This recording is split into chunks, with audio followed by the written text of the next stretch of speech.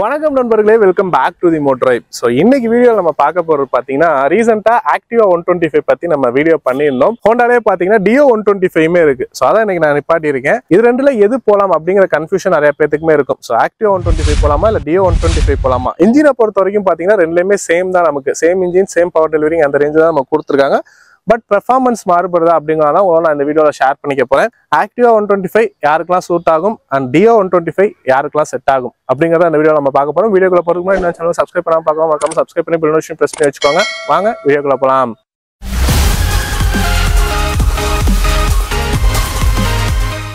இன்னைக்கு இந்த வெஹிக்கிள் நமக்கு ப்ரொவைட் பண்ணிருக்கிறது பாத்தீங்கன்னா தஞ்சாவூர்ல இருக்கக்கூடிய பாலு ஹோண்டா ஷோரூம் தான். ஹோண்டா வெஹிக்கிள்ஸ் வாங்கணும்னு விருப்பப்படுறவங்க டெஸ்ட் அண்ட் புக்கிங்ஸ்க்கு உங்களோட கான்டாக்ட் டீடைல்ஸ் ஸ்கிரீன்லயும் டிஸ்கிரிப்ஷன்லயும் கொடுத்துருக்கேன், மறக்காம செக் பண்ணி பாருங்க.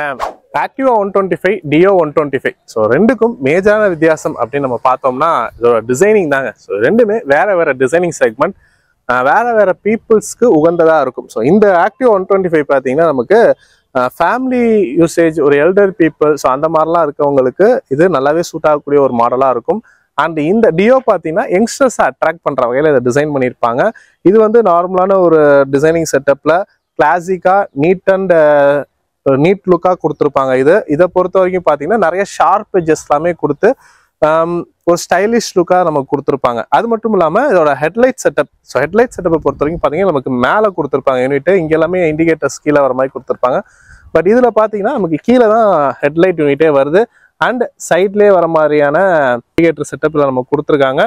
இந்த இடத்துல பார்த்தீங்கன்னா நமக்கு டிஆர்எல்ஸ் வருது. ஸோ டிஆர்எல்ஸை பொறுத்த வரைக்கும் ஒரு அக்ரெசிவான ஒரு ஃபேஸ் லுக் கொடுக்க மாதிரியான ஒரு டிசைனிங் செட்டப் கொடுத்துருக்காங்க. இந்த வைசர்ஸ் எல்லாமே வருது. ஸோ பழைய மாடல், ஸோ இந்த இடம் பார்த்தீங்கன்னா இதில் நமக்கு க்ரோம் ஃபினிஷ் கொடுத்துருக்காங்களா இந்த நியூ மாடலில். பழைய மாடலில் பார்த்தீங்கன்னா இந்த வைசர் செட்டப் மாதிரியான ஒரு செட்டப் தான் இந்த இடத்துல நமக்கு இருக்கும். பட் இந்த 2025 அப்டேட்ல இந்த க்ரோம் ஃபினிஷாக நமக்கு கொடுத்து லுக்கே வந்து வேற மாதிரி என்ஹான்ஸ் பண்ணி காமிச்சிருக்காங்கன்னு சொல்லலாம். ஸோ இதில் பார்த்தீங்கன்னா நமக்கு 2023ல அப்டேட் பண்ணப்பட்ட மாடல் தான் டியோ 125 பொறுத்த வரைக்கும். ஸோ 2025ல இதில் எந்த ஒரு அப்கிரேடும் நமக்கு வரல. லாஸ்ட் ஒரு 1.5 இயர்ஸாக சேம் டிசைனிங்ல தான் இது மெயின்டைன் பண்ணிட்டு இருக்காங்க. மேபி ஃபியூச்சர்ல அப்கிரேட் வரும்னு சொல்லிட்டு எதிர்பார்ப்போம். மற்றபடி பில்டு குவாலிட்டியை பொறுத்த வரைக்கும் நமக்கு ஃப்ரண்ட் இந்த டயர்ஸ் வரக்கூடிய இந்த மக்காடை தவிர மற்ற எல்லாமே வந்து ஃபைபர்ல தான் கொடுத்துருக்காங்க. அது மெட்டல்ல வருது. இந்த ஃப்ரண்ட் பேனல்ஸ், சைட்ல வரக்கூடிய பேனல்ஸ் எல்லாமே கம்ப்ளீட்டாவே ஃபைபர்ல தான் வந்திருக்கு. ரியர்லயுமே அதே மாதிரியே தான் இருக்கு நமக்கு.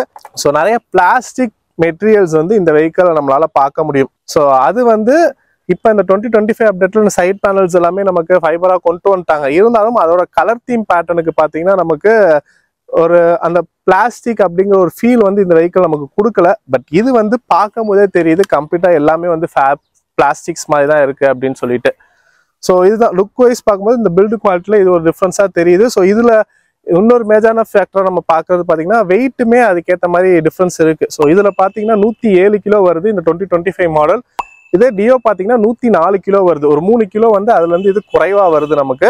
அண்ட் டிசைனிங் எலமெண்ட்ஸ் வைஸ்மே நிறையவே டிஃப்ரென்ஸ். ஸோ டோட்டலா டிஃப்ரென்ஸ் ஆகுதுன்னு சொல்லி அதே மாதிரி சைலன்சருமே நமக்கு நிறைய டிஃப்ரென்ஸ் ஆகுது. ஸோ இதுல எல்லாமே பார்த்தீங்கன்னா சைலன்சருக்கு மேலே வந்து ஒரு சில்வர் கலர் பிளேட் எல்லாமே நமக்கு கொடுத்து டிசைன் பண்ணியிருக்காங்க. பட் அது வந்து நார்மலா பிளாக் கலர் அந்த மாதிரியே தான் இருக்கும்.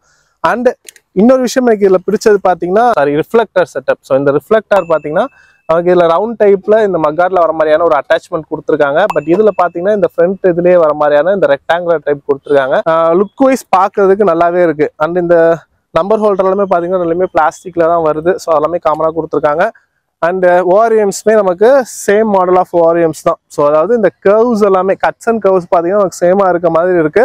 பட் இதுல வந்துட்டு சென்டரா எதுவும் இல்லை, நார்மலான பிளேனா சர்ஃபேஸா போயிருக்கு. இதுல பாத்தீங்கன்னா இந்த மாதிரி ஒரு டிசைன் பேட்டர்ன்ல கொடுத்து டிசைன் பண்ணியிருக்காங்க. அண்ட் சீட்ஸை பொறுத்த வரைக்கும் குஷனிங் எஃபெக்ட் வைஸ் ரெண்டுமே சேமா தாங்க இருக்கு. கட்ஸுமே ரெண்டுமே நமக்கு சேமா தான் இருக்கு. ஸோ அதனால அதாவது அந்த சீட்டோட கட்ஸ் போயிருக்க ஷேப் வைஸ் ரெண்டுமே நமக்கு சேமா தான் இருக்கு. குஷன்ஸ் எல்லாமே சேமா தான் இருக்கு. மாற்றங்கள்ங்கிறது இல்ல. ஹைட் அண்ட் கிரவுண்ட் கிளியரன்ஸ் லைட்டா மாறுபடுன்னு சொல்லுவேன். ஸோ அது பாத்தீங்கன்னா 162 mm இருக்கு. இது 171 mm, ஒரு 9 mm அதுக்கும் இதுக்கும் டிஃபரன்ஸ் இருக்கு. அது அந்த அளவுக்கு டிஃபரெண்டா தெரியுதா அப்படின்னு கேட்டீங்கன்னா கிடையாது. சீட் ஹைட்டுமே ஆல்மோஸ்ட் நமக்கு ரெண்டுமே சேமா தான் இருக்கு. உட்காரும் போது பாத்தீங்கன்னா கம்ஃபர்டபுள் வைஸ் ஸோ அது வந்து கொஞ்சம் ஒய்டர் பாடியா இருக்க மாதிரியான ஒரு ஃபீல் நமக்கு கொடுக்குது. இது பாத்தீங்கன்னா ஒரு ஷார்ப்பான டிசைன் எட்ஜஸா நமக்கு இருக்கவும் காம்பேக்டா இருக்க மாதிரியான ஒரு ஃபீல் வந்து நமக்கு கொடுக்குது. அண்ட் யூஸ் பண்ணும்போது இந்த ஹேண்டில் பார்ஸ்மே அதை விட இது கொஞ்சம் நமக்கு வந்து ரொம்ப பக்கத்துல இருக்க மாதிரியான ஒரு எஃபெக்ட் நமக்கு கொடுக்குது. லைட்டை பொறுத்த வரைக்கும் ரெண்டுலேயுமே வந்து எல்இடி ஹெட்லாம்ப்ஸ் தான் நமக்கு யூஸ் பண்ணியிருக்காங்க. இண்டிகேட்டர்ஸ் எல்லாமே ஹாலஜன்ல தான் வருது. ஸோ டெயில் லுக் போர்ஷனை பொறுத்த வரைக்கும் பார்த்தீங்கன்னா நமக்கு இது டியோ ரிவ்யூ பண்ணும்போதே நம்ம சொல்லியிருந்தோம். ஸோ இது வந்து இந்த பழைய ஹோண்டா கிரேஷியாவோட அந்த ஒரு லுக்கு தான் இது. அப்படியே நமக்கு பார்க்கறதுக்கு நிறையவே அட்ராக்டிவா இருக்க வகையில் இதோட டெயில் போர்ஷன்ஸ் வந்து நமக்கு டிசைன் பண்ணியிருப்பாங்க. இந்த சைலன்சர் எல்லாமே பார்த்தாலுமே நமக்கு டூயல் டிப் கொடுத்து யூஸ் பண்ணியிருக்காங்க. ஸோ ஓவராலாக ஒரு ஸ்போர்ட்டியர் லுக்கில் இருக்கணுங்கிற மாதிரி தான் இந்த டியோ நமக்கு பார்த்து பண்ணியிருக்காங்க.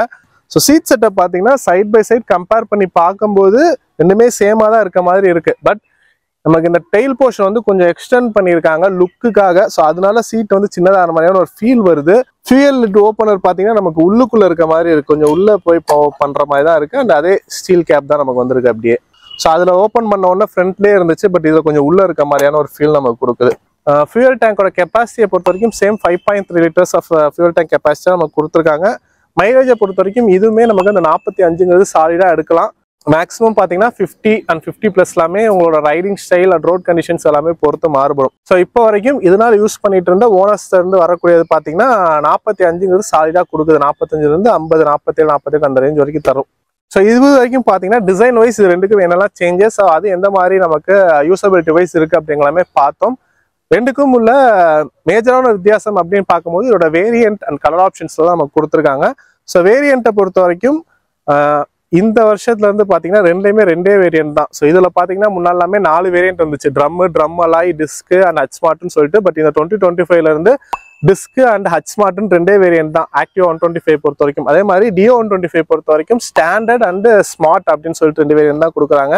ஸோ இதுக்கும் உள்ள வித்தியாசம் அப்படின்னு பார்க்கும்போது இது நமக்கு டிஸ்க்னு வந்துருச்சு, இது ஸ்டாண்டர்ட்னு வருது. ஸோ அதை வச்சு நம்ம தெரிஞ்சுக்கலாம். ஸோ பிரேக்ஸை பொறுத்த வரைக்கும் ஃப்ரண்ட்ல வந்துட்டு இந்த டிஸ்க் மாடல்ல 190 mm டிஸ்க் கொடுத்துருக்காங்க. பட் இந்த ஸ்டாண்டர்ட் வேரியன்டான டியோ 125ல ட்ரம் பிரேக் தான் வருது. 130 mm ட்ரம் பிரேக் வந்திருக்கு. ரியர்ல ரெண்டுலயுமே ட்ரம் பிரேக் தான் வருது. ஹச் ஸ்மார்ட் வேரியன்ட் போறீங்க அப்படிங்கும்போது இந்த டியோ 125 நமக்கு டிஸ்க் ஆஃபர் பண்றாங்க. அது சேம் 190 mm டிஸ்க் தான் வருது. பிரைசிங்கை பொறுத்த வரைக்கும் ஒரு 10,000 ரெண்டுக்கு டிஃபரன்ஸ் வருதுங்க. ஸோ இந்த டியோ 125 ஸ்டாண்டர்ட் வேரியன்ட் பார்த்தீங்கன்னா 90,000 சம்திங் அந்த ரேஞ்ச் வருது, 90,000+ வருது. எக்ஸ்ஷோரூம் ரேட் நான் சொல்றேன். இதுவே இந்த ஆக்டிவா பார்த்தீங்கன்னா 1 lakh+ வருது. ஓகேங்களா, 1 லட்ச ரூபா. 10,000ங்கிறது மேஜரான டிஃபரன்ஸா நமக்கு வருது. ஹச் ஸ்மார்ட் வேரியன்ட் நீங்க போறீங்க அப்படிங்கும்போது இந்த வெஹிக்கல் பார்த்தீங்கன்னா நமக்கு கிட்டத்தட்ட ஒரு 97,250 ரூபா அந்த ரேஞ்ச் டக்குனு வந்துருது.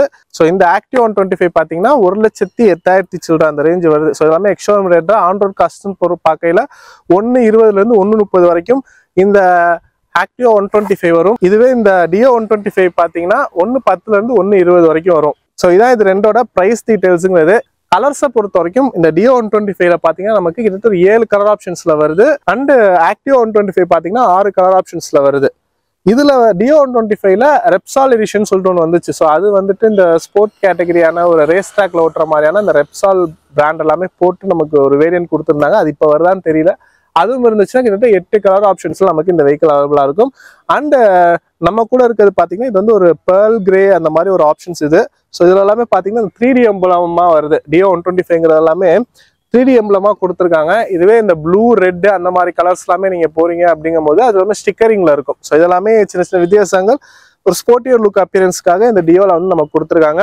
ஆக்டிவா பொறுத்த வரைக்கும் நமக்கு கலர்ஸ் மட்டும் தான் மாறுபடும். மெட்டலிக் அண்ட் மேட்டுங்கிற 2 கலர் தீம் ஆப்ஷன்ஸ்ல நமக்கு வருது, 6 கலரா. ஸோ அதை பொறுத்த வரைக்கும் எம்பளம்ஸ் எல்லாமே நமக்கு சேமா எல்லாமே குரோம் எம்பளம்ஸா தான் நமக்கு வருது. அடுத்ததா ரைட் அண்ட் கம்ஃபர்டபுள் பத்தி பார்க்கலாம். ஸோ ஆக்டிவா 125 பார்த்தீங்கன்னா நம்ம டீடைல்டு வீடியோ போட்டிருக்கோம். ஏன்னா அது இப்போ அப்டேட்டட் மாடலுங்கவும் டீடைல் ரைட் ரிவ்யூ நமக்கு அப்டேட் பண்ணியிருக்கோம். ஸோ அது பார்க்காதவங்களுக்கு டிஸ்கிரிப்ஷன் லிங்க் கொடுத்துருக்கேன், மறக்காம செக் பண்ணி பாருங்க. இந்த டியோ 125யோட ரைட் அண்ட் ஹேண்ட்லிங் எப்படி இருக்கு அப்படின்னு கேட்டீங்கன்னா சஸ்பென்ஷனை பொறுத்த வரைக்கும் ரெண்டுமே சேம் சஸ்பென்ஷன் தான். ஃப்ரண்ட்ல வந்து டெலஸ்கோபிக்கும், ரியர்ல வந்து 3 step adjustable hydraulic spring loader suspension setup தான் ரெண்டுமே கொடுத்துருக்காங்க. அதனால சஸ்பென்ஷன் செட்டப் நல்லாவே இருக்கு. ஏன்னா இதுக்கு மேலே நம்ம ஆக்சஸ் எல்லாமே ட்ரை பண்ணி பார்த்தோம், அதெல்லாமே கொஞ்சம் ஸ்டிஃபர் சைடா ஹார்டர் சைடா இருந்துச்சு சஸ்பென்ஷன் செட்டப். பட் இந்த 2 வெஹிக்கிளை பொறுத்த வரைக்குமே சஸ்பென்ஷன்ஸ் நல்லாவே இருக்குங்க. ஸோ அதுல எந்த வகையும் குறை சொல்ல முடியாது. நல்லாவே ஒரு ஸ்பாஞ்சியான ஒரு சஸ்பென்ஷன் செட்டப்பா நம்ம கொடுத்துருக்காங்க.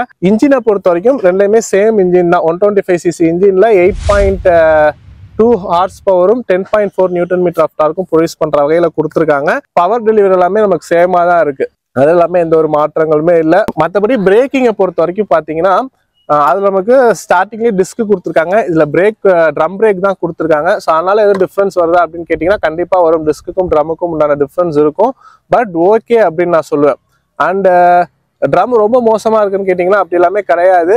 என்னை பொறுத்த வரைக்கும் பாத்தீங்கன்னா எல்டர்லி பீப்புள்ஸ்லாம் நான் ட்ரம் வந்து ரொம்பவே சஜஸ்ட் பண்ணுவேன். ஏன் அப்படின்னு பாத்தீங்கன்னா நம்ம ஒரு கார்னரிங் ஸ்லோப்ல எல்லாமே போகும்போது நம்ம திரும்புறோம் அப்படிங்கும் போது எல்லாமே டிஸ்க் வந்து நீங்க ஒரு ஆக்சிலேட்டர் கொடுத்துட்டே டிஸ்க் பிடிக்கிறீங்க அந்த மாதிரி டைம்ல எல்லாமே ஸ்கிட் ஆயிரும், வலிக்கு விடுறதுக்கான வாய்ப்புகள் இருக்கு. ஏன்னா டிஸ்க் லாக் ஆச்சு அப்படின்னா நமக்கு அப்படியே வண்டியை வந்து ஸ்கிட் பண்ணிவிடும்.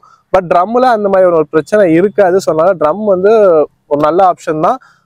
பட்ஜெட்ல எனக்கு ஒரு வெஹிக்கிள் வேணும், ஏன்னா பிரைஸ் வைஸ்மே அதை விட இது ஒரு 10,000 நமக்கு கம்மியாக கிடைக்குது ஆன் ரோட் காஸ்ட் சொல்றேன். அப்படிங்கும்போது பிரைஸ் வைஸ்மே பாக்குறாங்க அப்படிங்கும் போது எல்லாமே ட்ரம்பே கொடுத்து இந்த மாடல் போகலாம், தாராளமா நல்லா இருக்கும். வெயிட் வைஸ்மே கம்மியா இருக்கும். ஒரு 60+ ஏஜ் இருக்காங்க, லுக்கு வைஸ் இது வந்து என்னதான் ஒரு ஸ்போர்ட்டியர் கேட்டகரியா இருந்தாலுமே அவங்க அந்த அளவுக்கு ஃபீல் பண்ண மாட்டாங்க.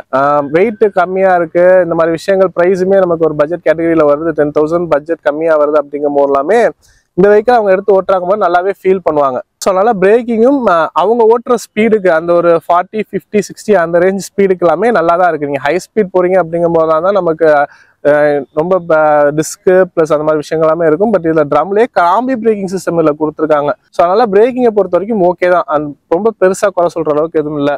ஸோ இந்த சுவிட்ச் கேஸை பொறுத்த வரைக்கும் பாத்தீங்கன்னா நமக்கு இந்த வெஹிக்கிளுமே ஸ்டார்ட் ஸ்டாப் ஃபங்க்ஷன்ஸ் கொடுத்துருக்காங்க. டியோ 125லையுமே ஸ்டாண்டர்ட் அண்ட் ஸ்மார்ட் ரெண்டுலையுமே வந்துருது. ஸோ அது வந்து இந்த சுவிட்சஸ்லேயே வர மாதிரி இன்டகிரேட்டராக கொடுத்துருக்காங்க. ரைட் சைடு நமக்கு வந்துருது ignition, auto stop on off and engine kill சுவிட்ச் எல்லாமே நமக்கு இதுலேயே வருது. ப்ளஸ் ரைட் சைடு பார்த்தீங்கன்னா ஹெட்லைட்டு, இண்டிகேட்டர் அண்ட் ஹாரனுக்கான சுவிட்சஸ் நம்ம கொடுத்துருக்காங்க. ஸோ இதுவே ஆக்டிவாவில் பார்த்தீங்கன்னா ரைட் சைட் சேமாக தான் இருக்கும், லெஃப்ட் சைடு வந்து ஒரு ஜாய்ஸ்டிக் மட்டும் கொடுத்துருப்பாங்க. ஏன் அப்படின்னு பார்த்தீங்கன்னா இன்ஸ்ட்ருமெண்ட் கிளஸ்டர் தான். ஸோ இந்த வெஹிக்கிளை பொறுத்த வரைக்கும் நமக்கு வந்துட்டு ஒரு ஃபேஸ் ஷேப்புன்னு சொல்லலாம். ஸோ இயர்ஸ், கண்ணு, மூக்கு, வாய் இருக்க மாதிரியான ஒரு ஃபேஸ் ஷேப்ல இருக்கக்கூடிய ஒரு இன்ஸ்ட்ருமெண்ட் கிளஸ்டர் செட்டப்பாக நம்ம கொடுத்துருக்காங்க.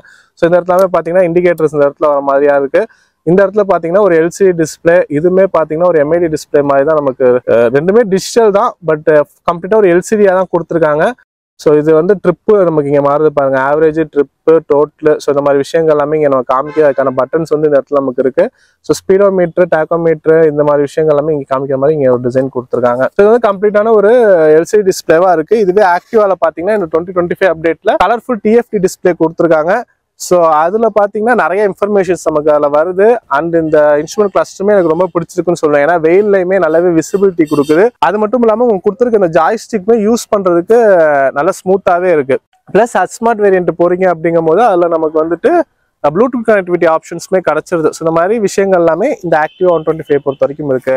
வீல் சைஸ்மே பார்த்தாலும் ரெண்டுலையுமே சேம் தாங்க, நமக்கு ஆக்டிவாலையும் சரி டியோலையும் சரி. ஃப்ரண்ட்ல வந்து 12 இன்ச் வீல்ஸ், ரியர்ல வந்து 10 இன்ச் வீல்ஸ் கொடுத்துருக்காங்க. ஃப்ரண்ட்ல 90/90 ப்ரொஃபைல் டயர்ஸ், ரியர்ல 90/100 ப்ரொஃபைல் டயர்ஸ் கொடுத்துருக்காங்க. ரெண்டுலையுமே சேம் தான், அது எல்லாமே எந்த ஒரு சேஞ்சஸுமே இல்லை.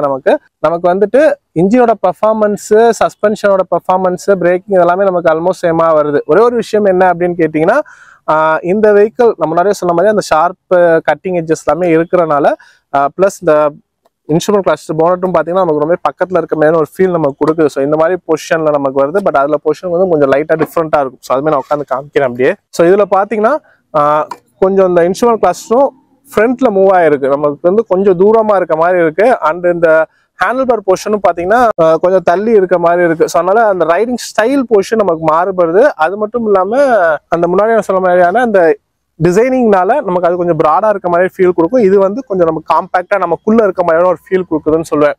ஸோ ஓவராலா இந்த வெஹிக்கிள் யாருக்கெல்லாம் சூட் ஆகும் அப்படின்னு பார்த்தீங்கன்னா, எனக்கு ஒரு நியூ அப்டேட்டட் மாடலாக வேணும், கம்ப்ளீட்டாக ஒரு ஃபேமிலி பர்பஸ்க்கு, ஒரு யங்ஸ்டர்ஸ் ஒரு 30-40 ஏஜஸ்ல இருக்கவங்க எல்லாமே எடுத்து ஓட்டுறாங்க அப்படிங்கும் மூலமா ஆக்டிவா 125 உங்களுக்கு நல்லாவே செட் ஆகும்.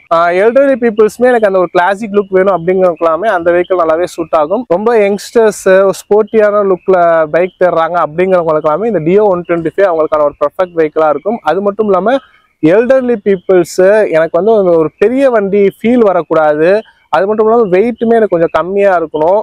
ஸோ இந்த மாதிரிலாமே ஒரு ஆஸ்பெக்ட்ல வேணும்னு நினைக்கிறவங்களுக்கும், எல்டர்லி பீப்புளுமே சொல்கிறேன் 50-60 ஏஜஸ்ல இருக்கவங்களுக்குமே இந்த டியோ 125ங்கிறது பெட்டராக இருக்கும். ஸோ அதனால ரெண்டு வெஹிக்கிளுமே 2 ஏஜ் கேட்டகரியில் இருக்கவங்களுமே தாராளமாக ஓட்டலாம். அந்த மாதிரி தான் அவங்க டிசைன் பண்ணி கொடுத்துருக்காங்க. ஏன் அப்படின்னா பர்சனலாக நான் ஃபீல் பண்ணுறேன்.